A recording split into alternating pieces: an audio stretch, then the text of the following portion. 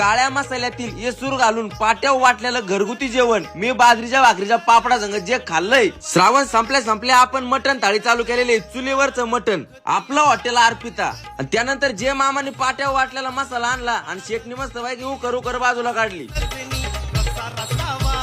गावाकडचा बेत म्हणजे इथं फक्त मस्त पैकी चुलीवर आम्ही नाद करून टाकलाय. चुलीवरचं मटण बनवायचं काम बाकी आमचं जोरात चालू होतं. मामांनी मस्त पैकी फुरका आणून पाहिला, क्वालिटी कस काय झाली. एक नंबर अशी क्वालिटी झालेली या ठिकाणी. मी थोडा हातभार लावू लागला. कसं आहे, फुकाट खायला मला आवडत नाही, थोडाफार हात आपलं म्हणजे बरं पडत जरा.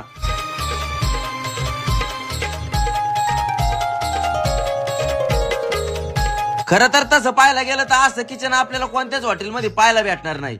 एकदम गावठी किचन, मस्त पैकी चूल बिल पेटून लाकडं बिकडं टाकून मामाने मस्त पैकी तरी बिरी आणून कालवण बनवलंय. आता तुम्हाला तर माहितीये, हे असं क्वालिटी जेवण पाहिलं मला काही दम निघत नाही, त्याच्यामुळे मी कोरडीच भाकर आणली.